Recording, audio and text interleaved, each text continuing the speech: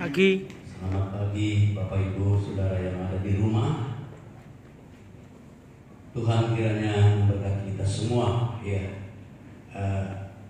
kita tahu Allah itu Maha hadir. Tuhan kita hadir baik di gereja maupun di tempat saudara masing-masing.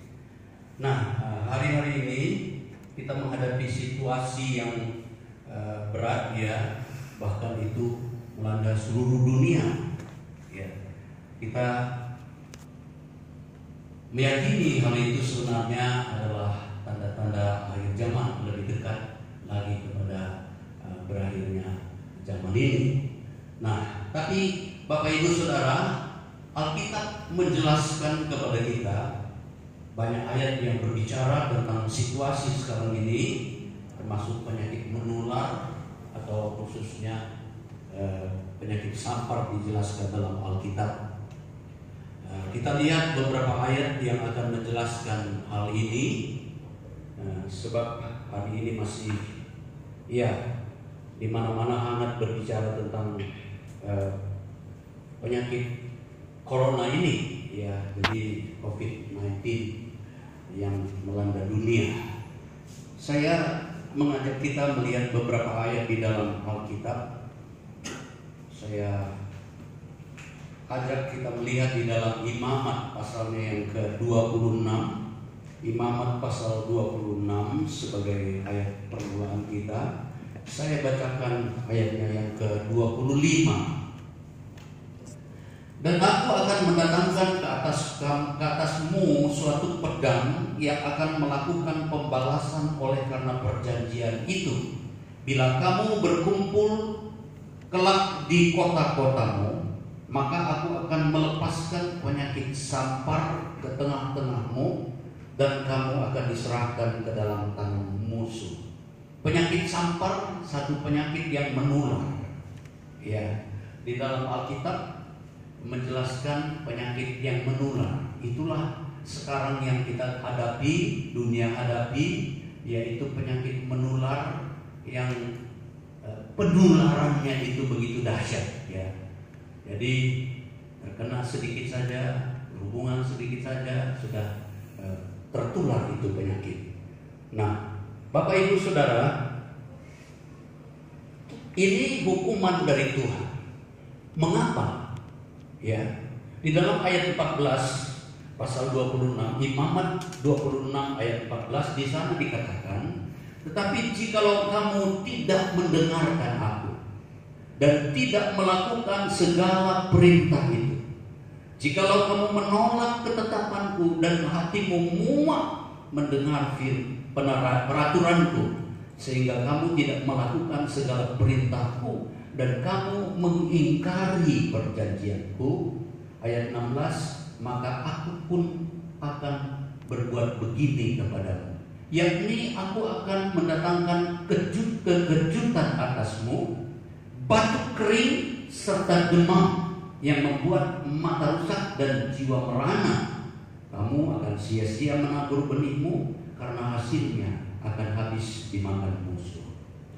Ada dua hal yang hampir sama dengan keadaan orang yang tertular corona ini, saudara. Apa itu? Batuk kering. Ada orang yang mengatakan bahwa kalau kita batuk itu berdahak, oh itu aman, bukan corona. Kemudian demam, suatu demam panas yang tinggi, menggigil, termasuk flu. Itu ciri-ciri dari kena corona.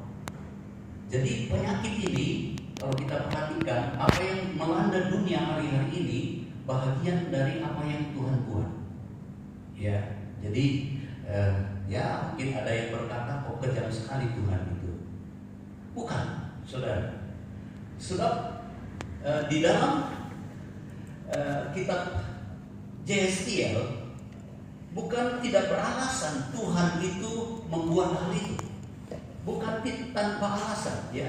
Kalau kita baca JSTL 14 ayat 23, di situ itu juga nanti bahagian dari ayat yang saya ingin sampaikan, ya.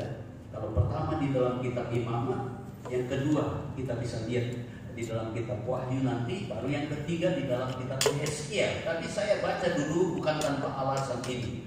Ayatnya yang ke-23. Yeskiel pasalnya yang ke-14. Yeskiel 14 ayat 23. Coba kita lihat sebentar. Yeskiel 14 ayat 23. Di sana dikatakan mereka akan menghibur kamu kalau kamu melihat tingkah lakunya, dan kamu akan mengetahui bahwa bukan tanpa alasan ku perbuat segala sesuatu yang ku perbuat atas Yerusalem. Demikianlah firman Tuhan Allah.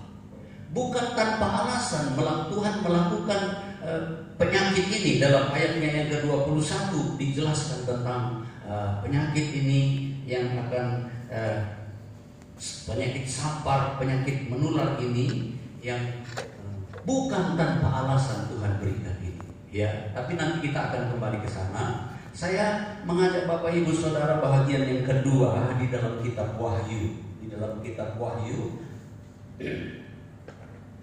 kita lihat Wahyu pasal yang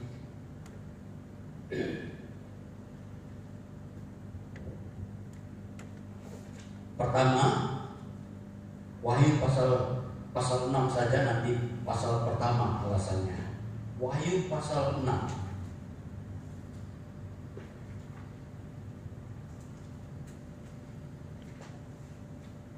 Wahyu pasal 6 kita lihat dalam ayatnya yang ke-8. Wahyu pasal 6 ayat 8, begini bunyi ayat ini.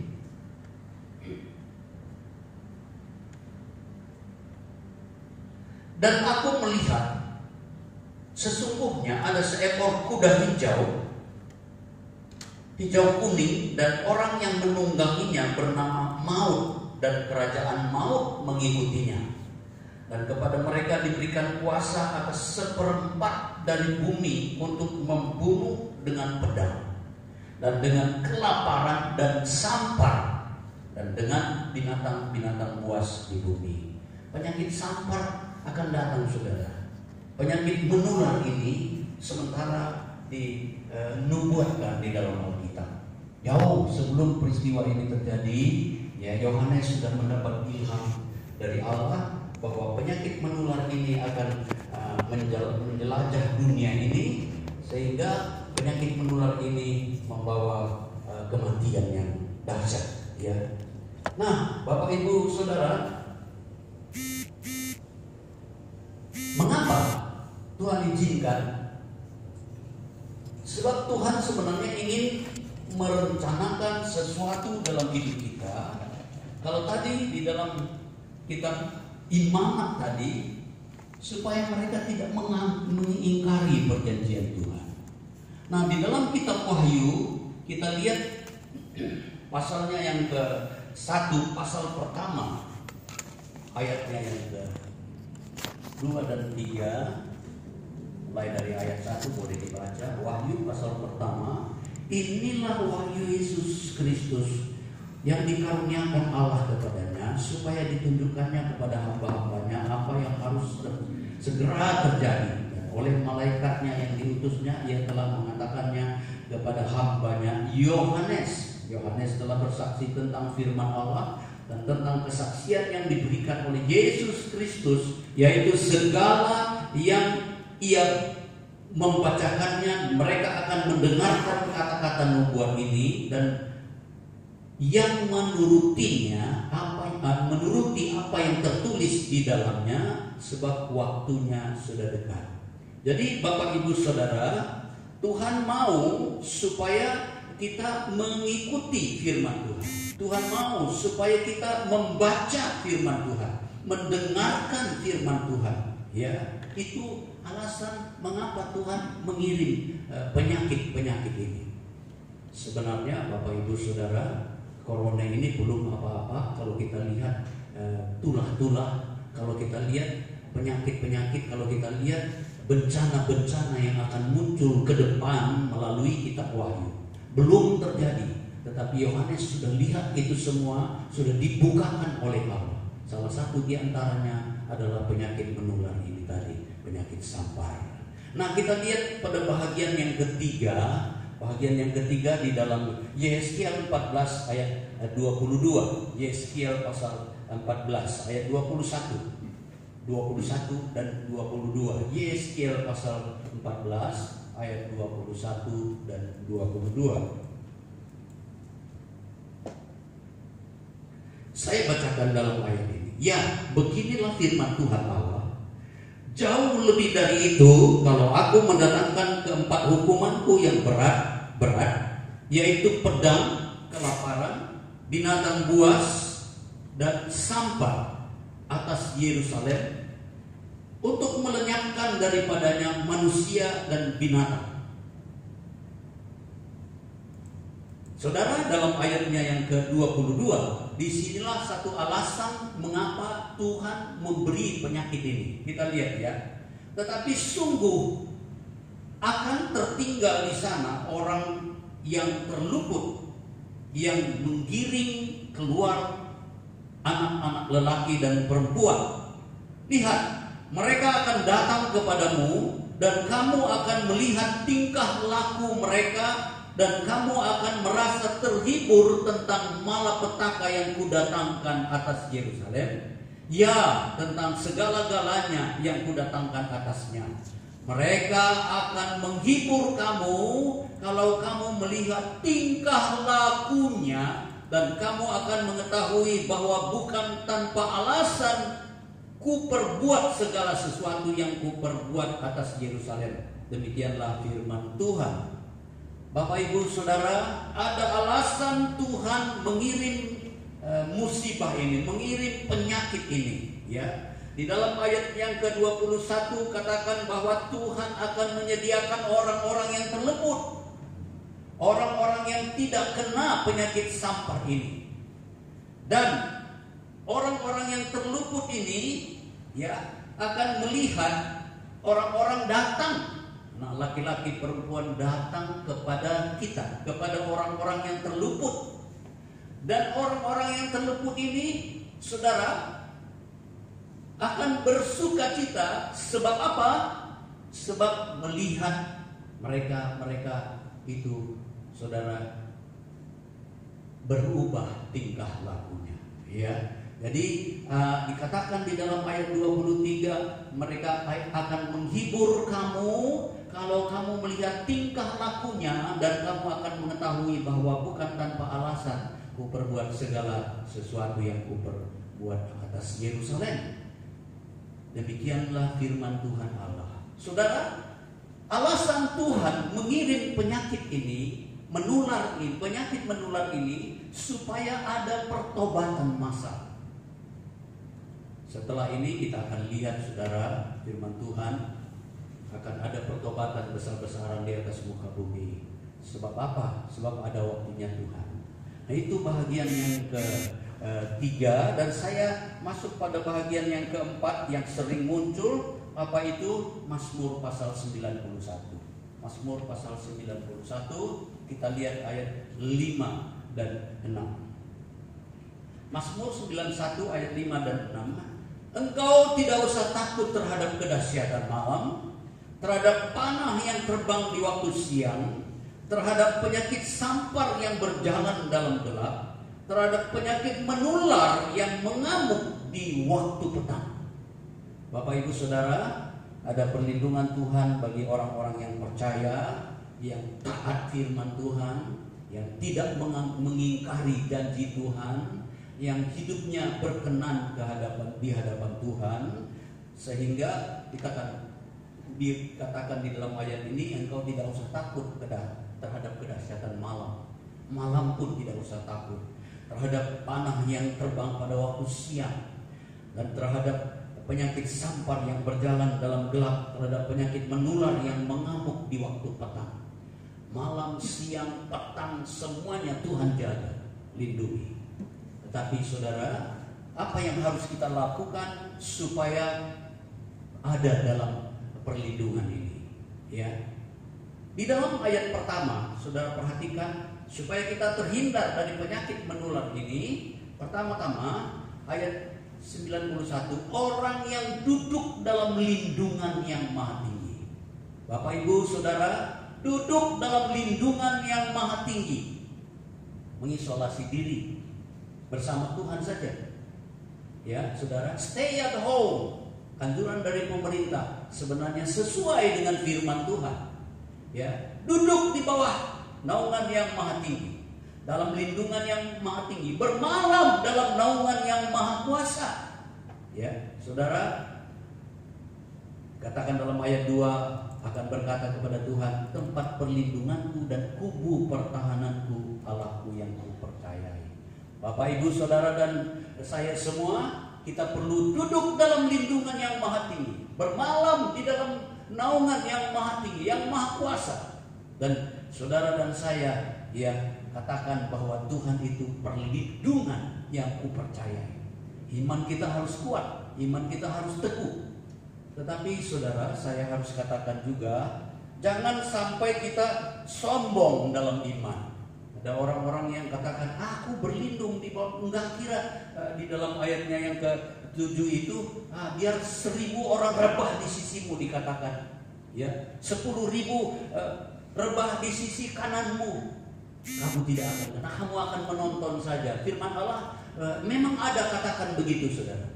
Tetapi bukan berarti kita lantas langgar firman Tuhan, langgar aturan-aturan yang diajukan oleh pemerintah. Bahkan aturan itu sendiri, aturan pemerintah yang sekarang ini sesuai dengan firman Allah sebenarnya, ya.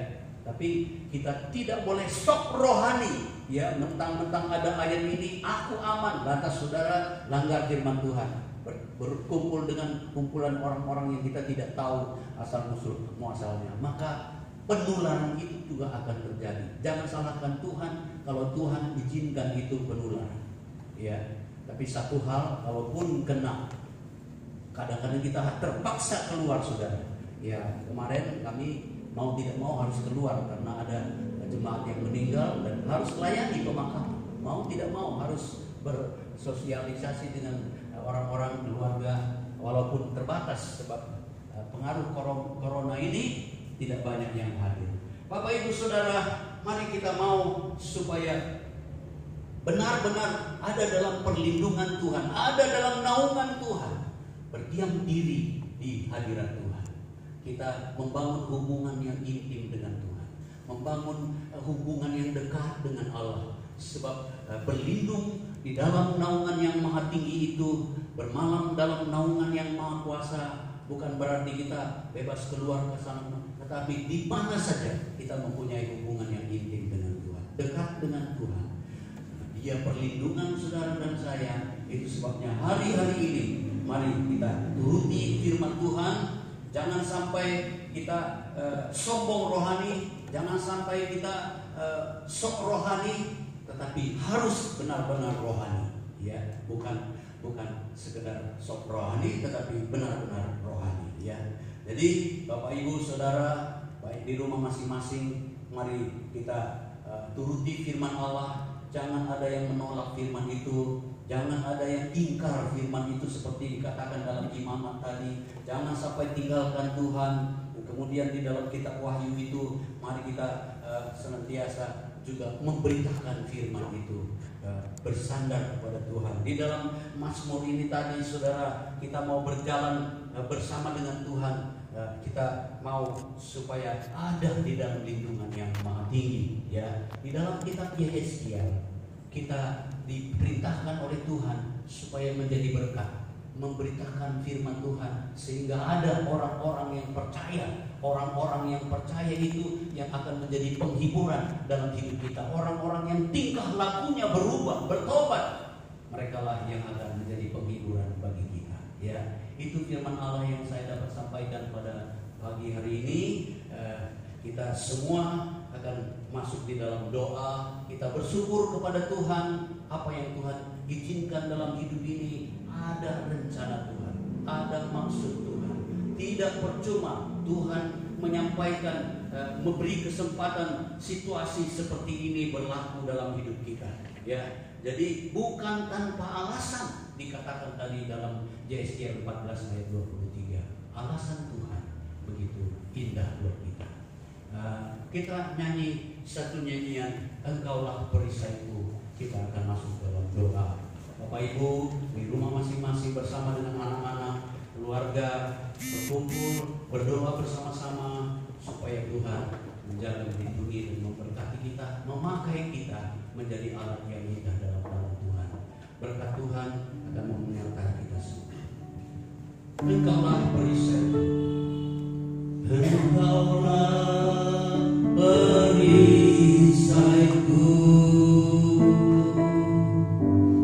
saat badai hidup menerpaku.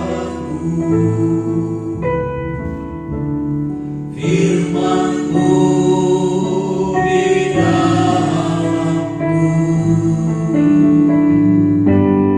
tenangkan jiwaku.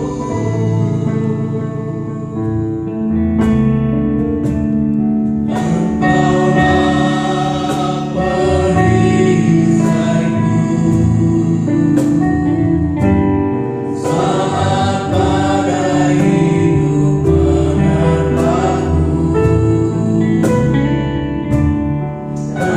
Janji-Mu di dalamku, pulihkan jiwaku. Bukan berdiri di tengah badai, dengan kekuatan yang Kau berikan, sampai kapanpun bukan bertahan, karena Yesus selalu menopang. Bukan bertahan di dalam dengan kekuatan yang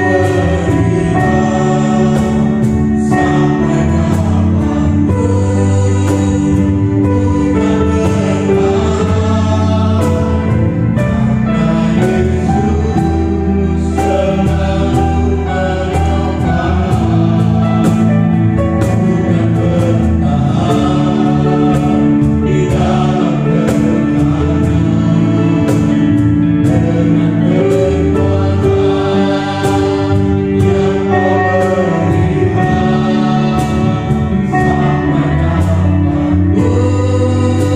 kapanpun tak bergoyahkan, karena Yesus selalu menopang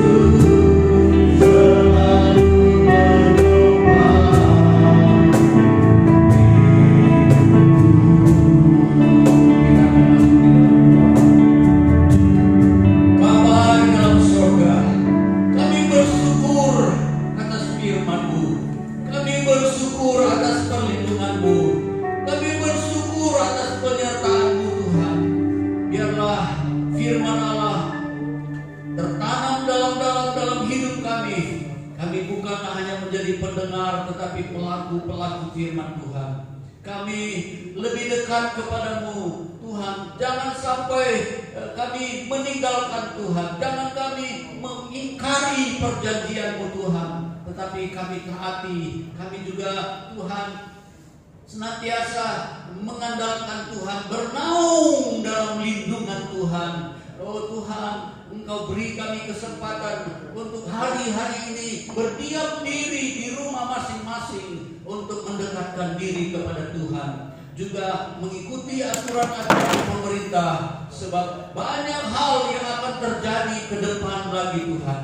Biar kami belajar dari firman-Mu bahwa tanda-tanda zaman memberi peringatan kepada kami tentang kedatangan Tuhan yang sudah dekat. Biarlah Tuhan tolong kami tidak bermain-main di dalam hidup ini, tapi sungguh-sungguh iring Tuhan, sehingga janji-Mu digenapi semua dalam hidup kami. Tuhan, terima kasih. Berkati umat-umat-Mu semua, baik yang di gereja hari-hari ini dan juga yang di rumah masing-masing Tuhan, bersama dengan keluarga-keluarga, jaga, lindungi, pelihara, dan berkati semua Tuhan. Berkati usaha-usaha mereka dengan kebijaksanaan daripada Tuhan dalam berusaha dan melakukan firman Tuhan. Kami juga berdoa buat bangsa dan negara kami, pemimpin-pemimpin kami, dari Bapak Presiden sampai kepada pejabat-pejabat yang terendah di desa, di RT RW. Tuhan memakai mereka untuk menjadi berkat bagi bangsa dan negara ini. Kepedulian mereka, kepemimpinan mereka, kiranya Tuhan membawa kami kepada kesejahteraan, bebas dari segera bebas dari penyakit ini, penyakit menular ini, sehingga kami dapat menikmati hidup normal sebagaimana biasa. Lebih dari itu, akan banyak lagi hal-hal yang lebih dahsyat melanda dunia ini, tetapi kami boleh mengandalkan Tuhan, berlindung kepada Tuhan, kami tetap aman bersama dengan Tuhan. Ini doa kami alaskan dengan mengucap syukur dalam nama Tuhan Yesus Kristus. Haleluya, haleluya, amin. Selanjutnya kami berikan kesempatan untuk Ibu Esther untuk menyampaikan pengumuman. Tuhan memberkati.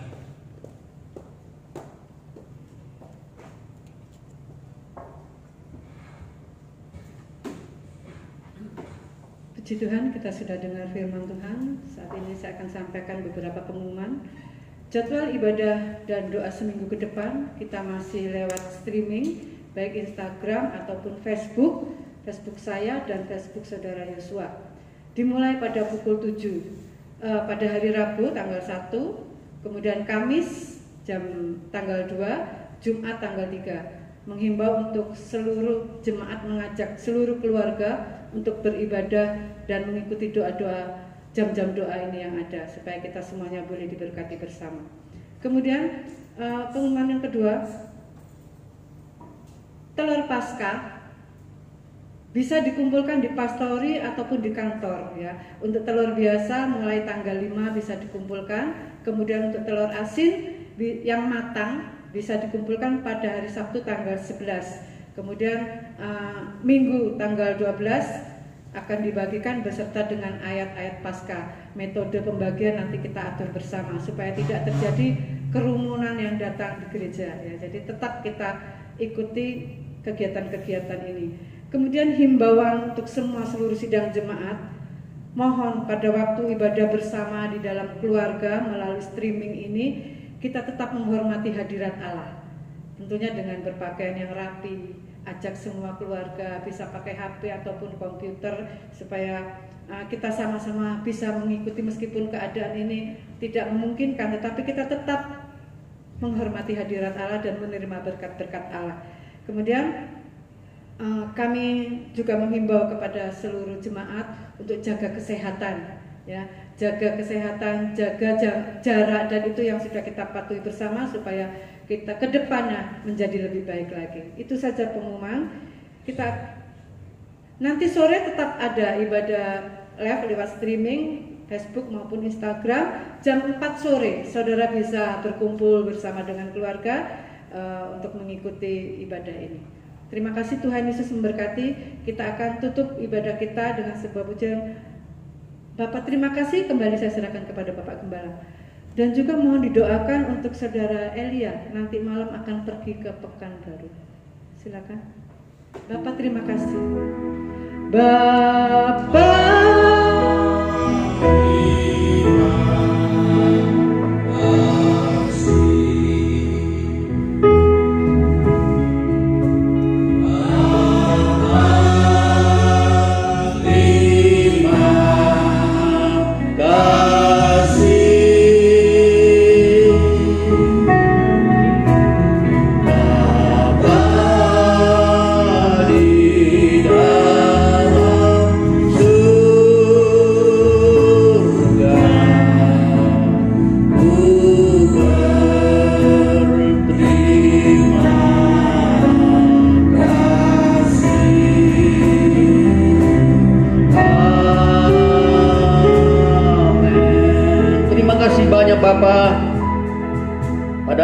kebaktian kami ini.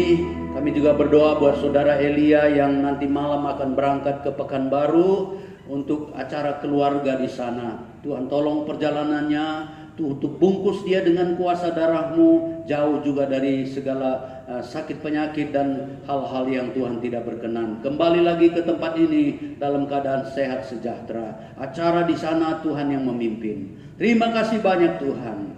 Buat kami semua, biarlah Tuhan memberkati satu persatu.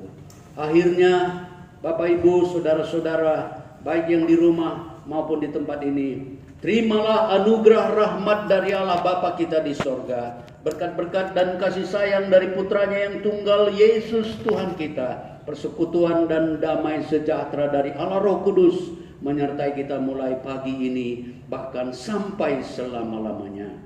Kita terima berkat-berkat ini di dalam nama Tuhan Yesus Kristus. Haleluya, haleluya. Amin. Tuhan memberkati kita semua. Amin.